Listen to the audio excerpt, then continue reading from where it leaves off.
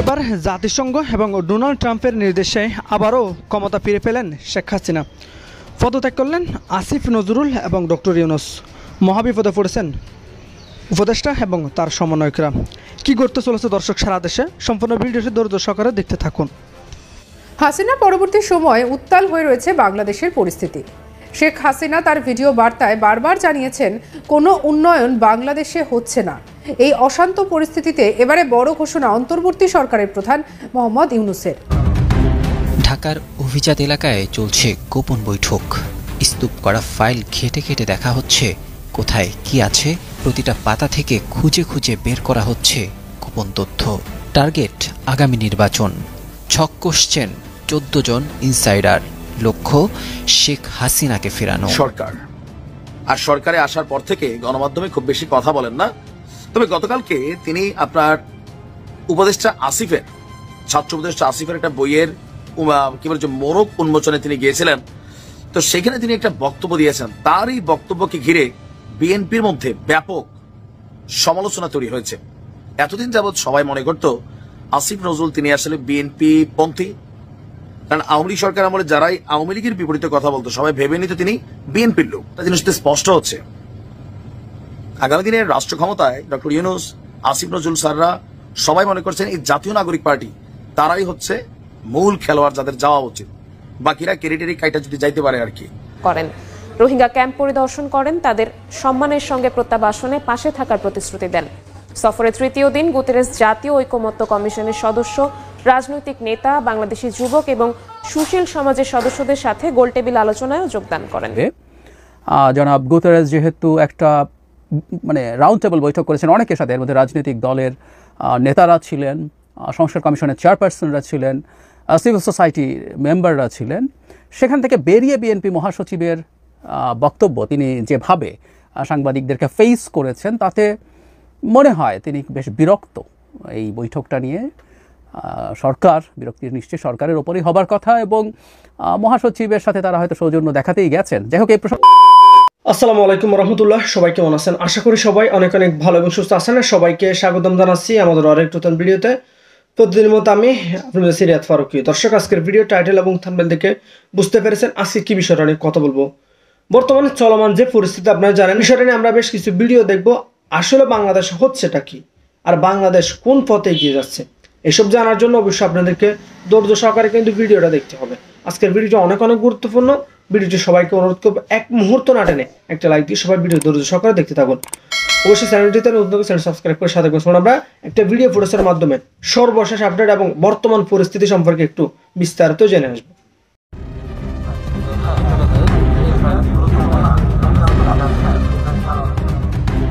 ঢাকার অভিজাত এলাকায় চলছে গোপন বৈঠক। স্তূপ করা ফাইল ঘেটে ঘেটে দেখা হচ্ছে কোথায় কি আছে। প্রতিটা পাতা থেকে খুঁজে খুঁজে বের করা হচ্ছে গোপন তথ্য। টার্গেট আগামী নির্বাচন। ছক কষছেন 14 জন ইনসাইডার। লক্ষ্য শেখ হাসিনাকে ফেরানো। গত 15 বছরে শেখ হাসিনা তার নিজস্ব লোকবল দিয়ে সাজিয়ে গুছিয়ে রেখেছেন দেশের প্রতিটি খাত। আয়া বুয়া থেকে শুরু করে উচ্চপদস্থ কর্মকর্তা সবাই যেন শেখ হাসিনার আস্থাভাজন লোকজন। এত সহজে এদের দমানো যাবে না, এটাই তো স্বাভাবিক। আর তাই তো শেখ হাসিনাও বর্ডারের ওপারে বসে গুনছেন দিনক্ষণ। এবার বেরিয়ে এসেছে আরও ভয়াবহ তথ্য।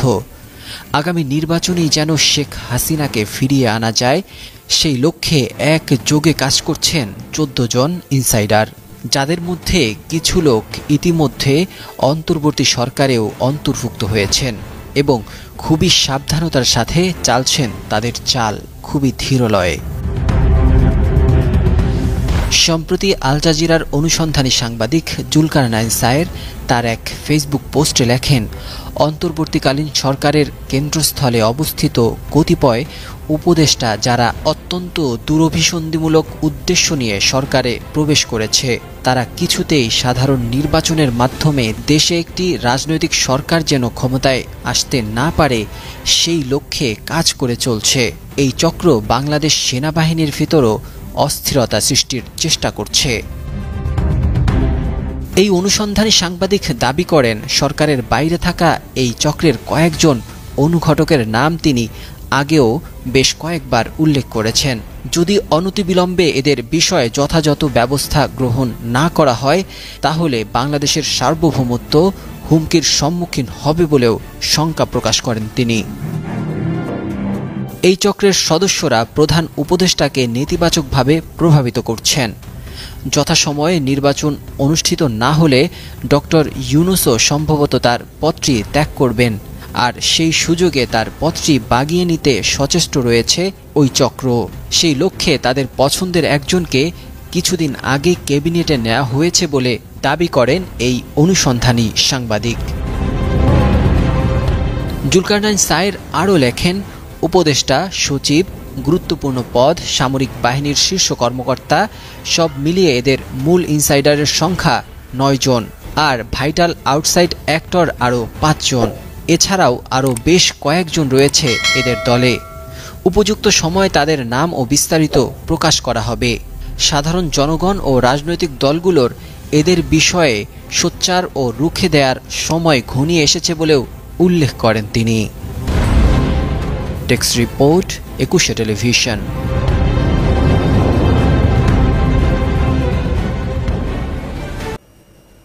হাসিনা পরবর্তী সময়ে উত্তাল হয়ে রয়েছে বাংলাদেশের পরিস্থিতি।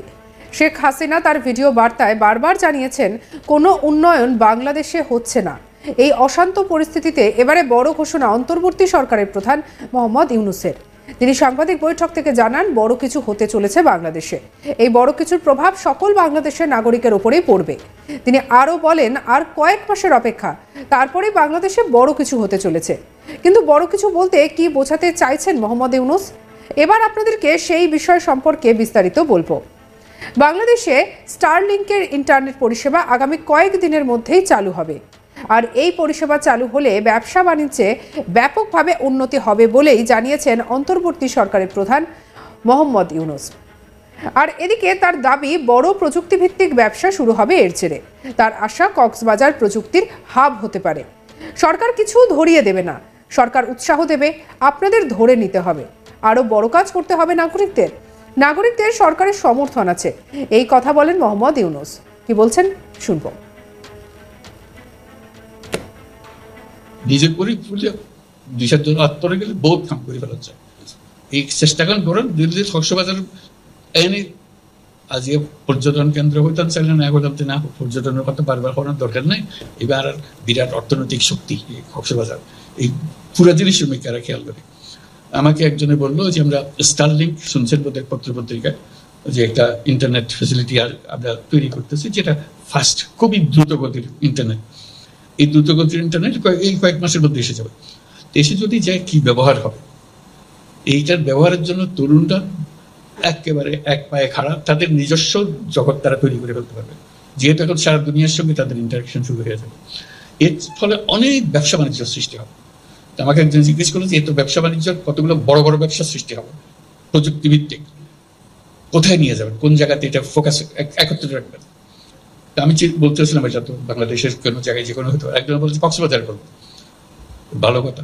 কক্সবাজার একদিন আপনারা পর্যটন করছেন, 2 দিন পর বলবো কক্সবাজার প্রযুক্তির শহর, প্রযুক্তির নগর হতে পারে। কে মানা করবে এটাতে? যদি আমরা এটা ধরে ফেলে, জিনিসটার ভেতরে ঢুকে যায়। কাজে সুযোগ আসতেছে, সুযোগগুলো ধরার। কেউ তো সরকার এসে আপনাকে ধরিয়ে দেবে না। সরকার যেগুলো করছে ধরে নিতে হবে, আমরা ধরে নিতে হবে, এটা আমাদের, এটা আমরা করবো। আপনারা আর চিন্তা করার কিছু নেই। আমাদের রাস্তা পাত লাগিয়ে দিয়েছেন, আমরা এর পথে চলতে আরম্ভ করবো। এই জিনিসটা করা, উৎসাহ পেলে বহু কাজ আপনারা করেছেন তা না। এখন আমরা বড় কাজের মধ্যে যাব। এটা পুরো জায়গা, পুরো দেশ তো আমরা করতে পারবো না। আমরা আমাদের এলাকাকে, কক্সবাজারটা খুবই সম্মানিত একটা নাম সারা দুনিয়ার মধ্যে। তো সেটা সেই সম্মানের সঙ্গে সঙ্গতি করে আমরা দেশের যারা নাগরিক আছে তারা এটা করতে পারি না, যারা এই এলাকার নাগরিক আছে তারা করতে পারি, সামর্থ্য আছে। সেই জিনিসটার দিকে মনোযোগ আকর্ষণ করছি। সবাই যা বলছেন তার উপরে এই কথাটা একটু মনে রাখেন। যদি কেউ এরকম উদ্যোগ নেন, আমাদের কোনো সাহায্য সহায়তা লাগে, আমাকে ব্যক্তিগতভাবে লেখেন, সরকার হিসেবে না। আমিও তো এই এলাকার মানুষ, কাজে ব্যক্তি হিসেবে লেখেন, বলে যে আমি করতে চাই, আমার কি করতে হবে আমাদের বলেন, আমি কোমর বাঁধলাম। আপনি কথা একটা বলে গেছেন, আমার মাথায় লাগছে, আমি কাজটা করতে চাই, হয়ে গেল। আমার সাধ্য মতো আমি যে ব্যক্তি হিসেবে আপনাকে বুদ্ধি দিতে পারি, সলা দিতে পারি, এটা হতে পারে। কাজে ওইভাবে চিন্তাটা করেন।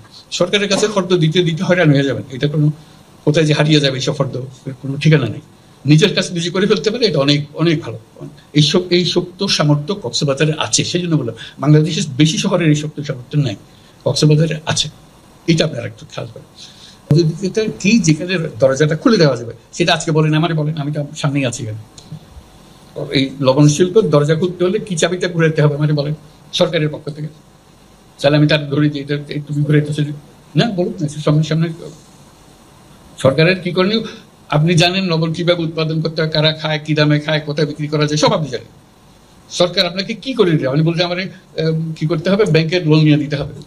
সরকার তো ব্যাংকের লোন নিয়ে দেয় না, এটা ব্যবসা। তো আপনি যাবেন ব্যাংকের সঙ্গে দেন দরবার করবেন, ব্যাংক আপনাকে দেবে তার ব্যবসার জন্য। ব্যবসায় কাজ করবে।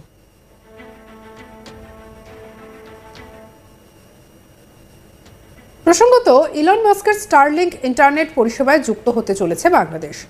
বাংলাদেশে উচ্চ গতির ইন্টারনেট পরিষেবা বিস্তারের লক্ষ্যে স্টারলিংকের সঙ্গে কয়েকটি দেশীয় প্রতিষ্ঠান অংশীদারিত্বে যুক্ত হয়েছে।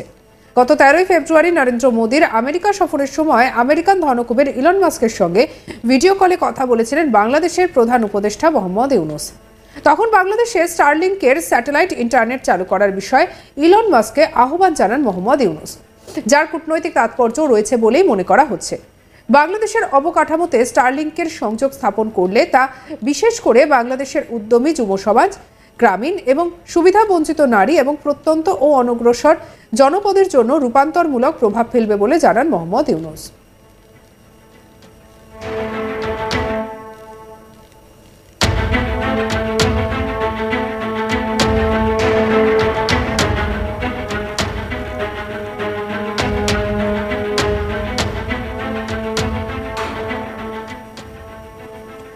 হাসিনা পরবর্তী সময়ে উত্তাল হয়ে রয়েছে বাংলাদেশের পরিস্থিতি। শেখ হাসিনা তার ভিডিও বার্তায় বারবার জানিয়েছেন কোনো উন্নয়ন বাংলাদেশে হচ্ছে না। এই অশান্ত পরিস্থিতিতে এবারে বড় ঘোষণা অন্তর্বর্তী সরকারের প্রধান মোহাম্মদ ইউনূসের। তিনি সাংবাদিক বৈঠক করে বলেছেন যে বড় কিছু হতে চলেছে বাংলাদেশে। এই বড় কিছুর প্রভাব সকল বাংলাদেশের নাগরিকদের উপরে পড়বে। তিনি আরও বলেন, আর কয়েক মাসের অপেক্ষা, তারপরে বাংলাদেশে বড় কিছু হতে চলেছে। কিন্তু বড় কিছু বলতে কি বোঝাতে চেয়েছেন মোহাম্মদ ইউনূস, এবার আপনাদেরকে সেই বিষয়ে বিস্তারিত বলবো। বাংলাদেশে স্টারলিংকের ইন্টারনেট পরিষেবা আগামী কয়েকদিনের মধ্যে চালু হবে, আর এটা থেকে আশা করা হচ্ছে যে এর ফলে ব্যবসা বাণিজ্যে অনেকটাই উন্নতি হবে। তার দাবি, বড় প্রযুক্তিভিত্তিক ব্যবসা শুরু হবে এর জেরে, আর তার আশা কক্সবাজার প্রযুক্তির হাব হয়ে উঠবে। সরকার কিছু ধরিয়ে দেবে না, সরকার উৎসাহ দেবে। আপনাদের ধরে নিতে হবে, আরও বড় কাজ করতে হবে নাগরিকদের সরকারের সমর্থন আছে, এই কথা বলেছেন মোহাম্মদ ইউনূস।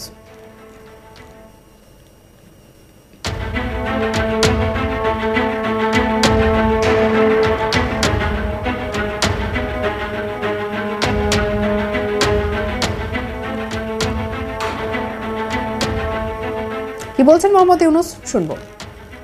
নিজে করি 2074 গেলে বহুত কাম করে ফেলা যায়। এই চেষ্টাকান করেন দিল্লি কক্সবাজার এনে আজকে পর্যটন কেন্দ্র হইতাম চাইলে না করতাম, না পর্যটনের কথা বারবার করার দরকার নেই। এবার আর বিরাট অর্থনৈতিক শক্তি কক্সবাজার, এই পুরা জিনিস মেকারা খেয়াল করে। আমাকে একজনে বললো যে আমরা স্টারলিংক শুনছেন বোধহয় পত্র পত্রিকায়, যে একটা ইন্টারনেট ফেসিলিটি আর আমরা তৈরি করতেছি, যেটা ফাস্ট, খুবই দ্রুত গতির ইন্টারনেট। সঙ্গে রাখুন আজ তাক বাংলাকে। অন্যান্য খবরের জন্য লাইক করুন, শেয়ার করুন, সাবস্ক্রাইব করুন। আমরা এখন রয়েছি হোয়াটসঅ্যাপে, ফলো করে নিন, আপডেটেড থাকুন। 4 দিনের সফর শেষে ঢাকা ছেড়েছেন জাতিসংঘের মহাসচিব অ্যান্টোনিও গুতেরেস।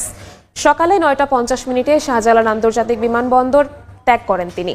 তাকে বিদায় জানান পরিবেশ, বন ও জলবায়ু পরিবর্তন বিষয়ক উপদেষ্টা সৈয়দা রিজওয়ানা হাসান এবং রোহিঙ্গা সংকট বিষয়ক প্রধান উপদেষ্টার উচ্চ প্রতিনিধি খলিলুর রহমান। ঢাকা ছাড়ার আগে জাতিসংঘ মহাসচিব প্রধান উপদেষ্টা অধ্যাপক মোহাম্মদ ইউনূসের সঙ্গে ফোনে কথা বলেন। সফরকালে জাতিসংঘ মহাসচিব, প্রধান উপদেষ্টা এবং অন্যান্য উচ্চপদস্থ কর্মকর্তাদের সঙ্গে বৈঠক করেন। রোহিঙ্গা ক্যাম্প পরিদর্শন করেন, তাদের সম্মানের সঙ্গে প্রত্যাবাসনে পাশে থাকার প্রতিশ্রুতি দেন। সফরের তৃতীয় দিন গুতেরেস জাতীয় ঐকমত্য কমিশনের সদস্য, রাজনৈতিক নেতা, বাংলাদেশি যুবক এবং সুশীল সমাজের সদস্যদের সাথে গোলটেবিল আলোচনায় যোগদান করেন।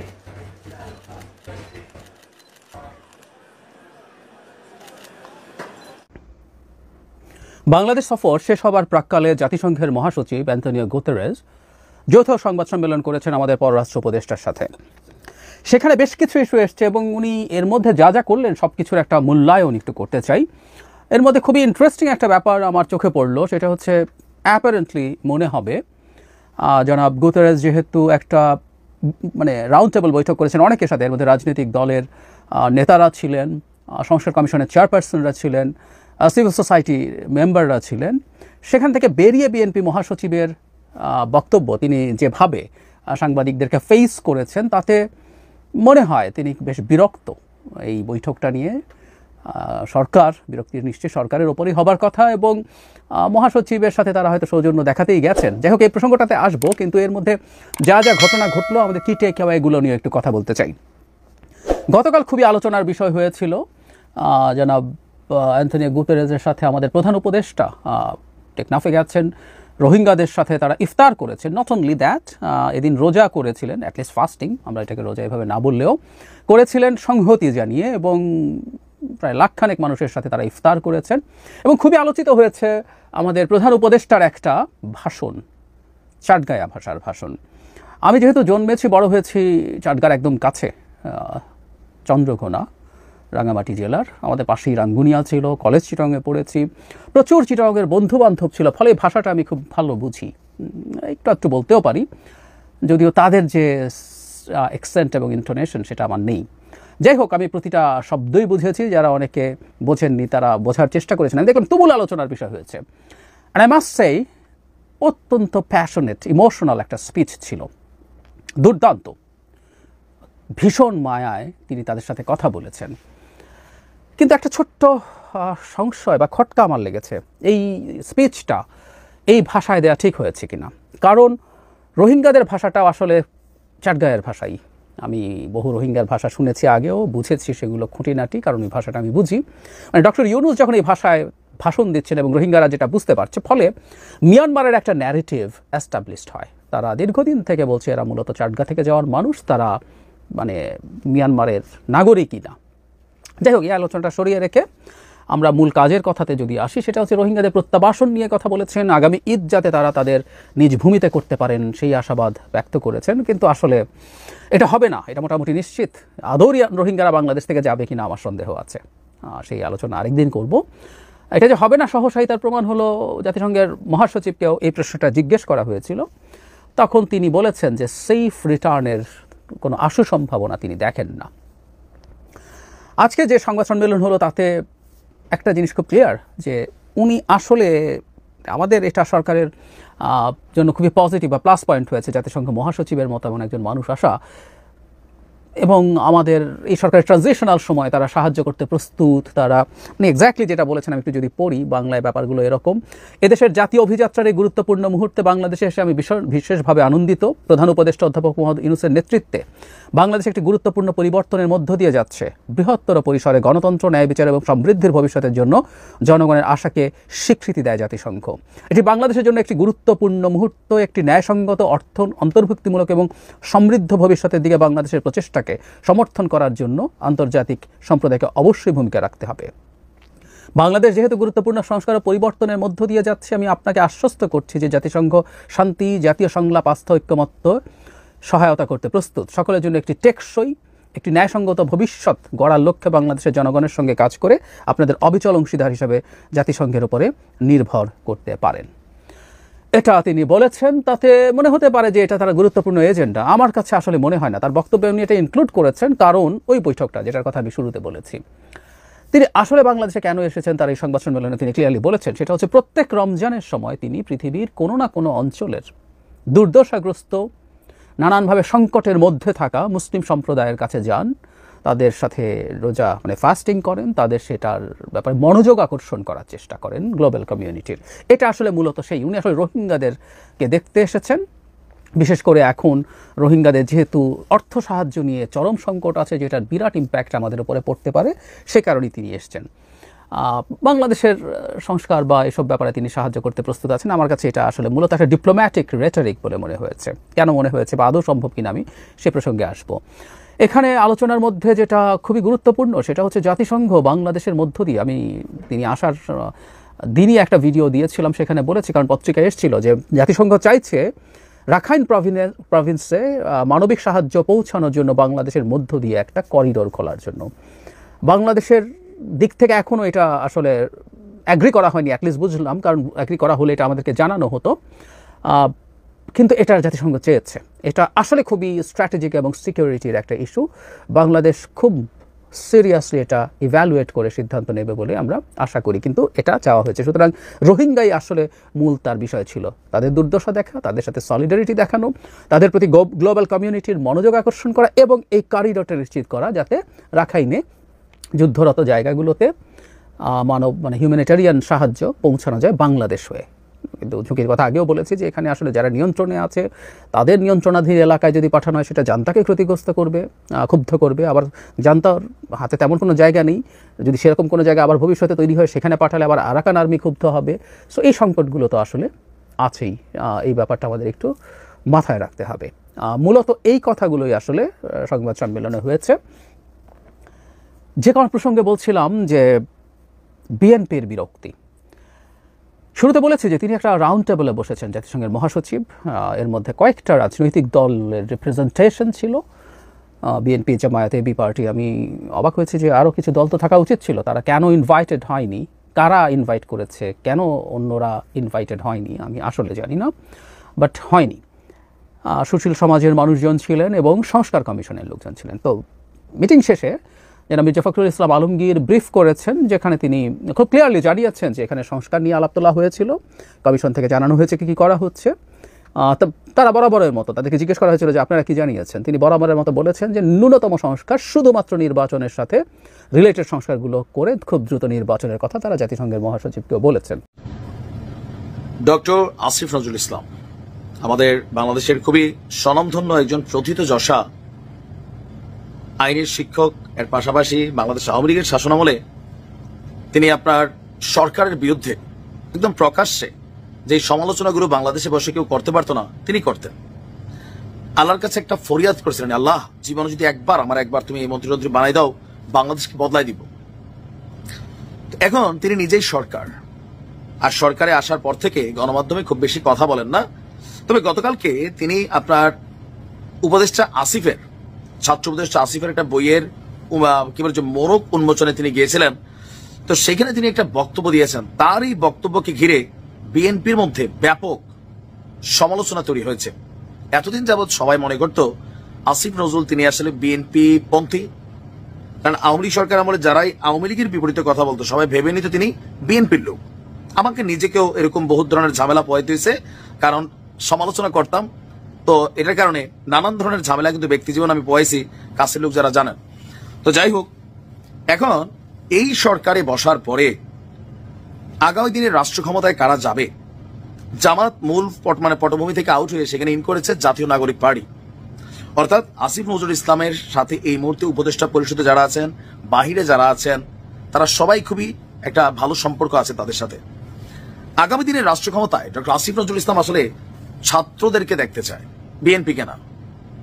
আর এটার জন্য তিনি ছাত্রদের কাছে আশা করছেন, তার মনের আরেকটা আশা, একটা তো আল্লাহ পূরণ করছে, আরেকটা করবে কিনা সেটা আল্লাহ ভালো জানে আর জনগণ ভালো জানে।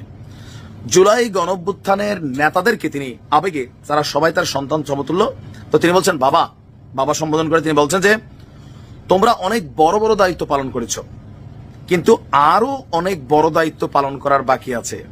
কি স্যার কি? তো তিনি বলছেন যে ৭১-এ আমরা যেই সুযোগ নষ্ট করেছি, তোমরা ২৪-এ সেই সুযোগটা নষ্ট হতে দিও না। তো কি করতে হবে? ওনার বক্তব্য, তোমরা আমাদের জুলাইয়ের নেতা ছিলে।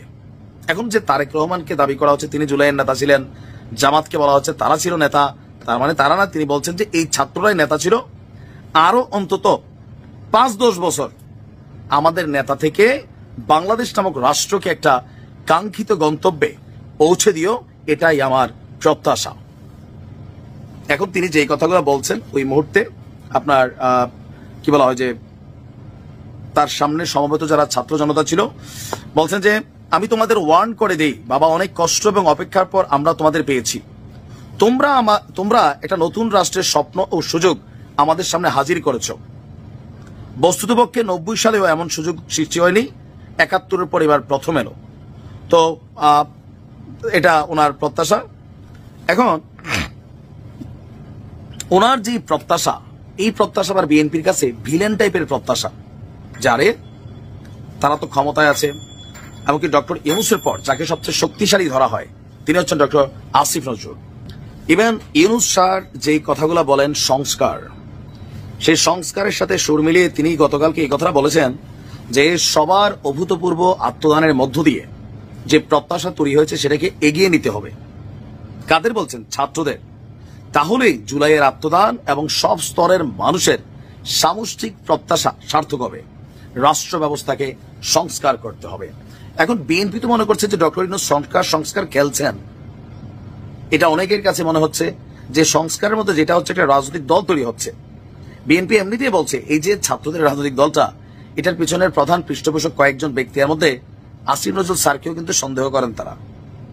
আবার তিনি যখন সরকারে থেকে একজন উপদেষ্টা, ওনার বইয়ের ইস্যুতে সেখানে উপস্থিত থাকা একটা রাজনৈতিক দলের প্রধানকে রেখে তিনি যখন বলেন যে তোমাদেরকে আগামী দিনে রাষ্ট্রের দায়িত্ব নিতে হবে, 5-10 বছর তোমরা থাকতে হবে, এখান থেকে বিএনপি কেন ভাববে না যে সরকার আসলে পেছন থেকে পুরো পৃষ্ঠপোষকতা করছেন, বা কিংস পার্টি হিসাবে তারা কিভাবে তাদের উপরে যে আপনার দায়টা চলে আসতেছে এটা আসলে সরাবে। সবকিছু মিলিয়ে আবেগে বা মুখ ফসকে তিনি যে কথা বলছেন এটা নিয়ে কিন্তু বিএনপি টুক করে ধরে ফেলছে। ইভেন প্রতিনিয়ত বলছে যে এই ইউনূস সরকারের হাতে নিরপেক্ষ নির্বাচন কখনোই সম্ভব না। আপনি দেখছেন তারা বলছে যে অন্তর্বর্তী সরকার দিতে হবে, যেই নিরপেক্ষ একটা নির্বাচনের জন্য বাংলাদেশ অপেক্ষা করছিল। আমি রাতের ভোট আমরা দেখছি। তো সেই নিরপেক্ষ নির্বাচন করতে গেলে যাবে যে সরকার, সেই সরকারই যখন একটা রাজনৈতিক দলের নেতাকে সামনে রেখে বলে তোমরা আগামী দিনে দায়িত্ব নিতে হবে, আমরা সাথে আছি, স্বাভাবিকভাবে জনমনের প্রশ্ন, জামাতেরও তো ভাই এখন পুঙ্গি বাজানো শুরু করছে অনেকটা উপদেষ্টা যিনি আছেন মাহফুজ, দেখছেন একের পর এক 71 নিয়ে কিন্তু কথা বলে এখনো, এটা আপনারা চাইলেও সরাইতে পারবেন না। এই সকল প্রেক্ষাপটে একটা জিনিস স্পষ্ট হচ্ছে, আগামী দিনের রাষ্ট্র ক্ষমতায় ডক্টর ইউনূস, আসিফ নজরুল স্যাররা সবাই মনে করছেন এই জাতীয় নাগরিক পার্টি তারাই হচ্ছে মূল খেলোয়াড় যাদের যাওয়া উচিত। বাকিরা কেরি কাইটা যদি যাইতে পারে আর কি। এখন যে কেরি কাটবে না যাবে, সেটার জন্য এই সরকার কতটুকু নিরপেক্ষ থাকতে পারবে নির্বাচন করানোর ব্যাপারে। তো সবকিছু মিলিয়ে বিএনপির জন্য আসলে একটা চাপ ফিলির বিষয় যে এত বছর যাবত যে ক্ষমতার চেয়ারের কাছাকাছি যাওয়ার জন্য এত কষ্ট, সেই চেয়ারের এত কাছাকাছি গিয়া এইভাবে আসলে ফিরে আসতে হবে না, মানে নির্বাচনটা নিয়ে আর কি, যে কিভাবে কি হবে আমারও মাথায় ধরে না কি ঘটতে যাচ্ছে। ভালো থাকুন।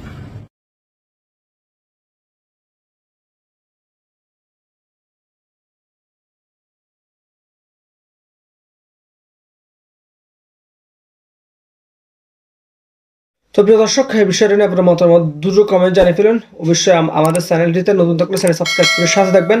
যারা এতক্ষণ সাথে ছিলেন তাদেরকে অসংখ্য ধন্যবাদ। আল্লাহ হাফেজ।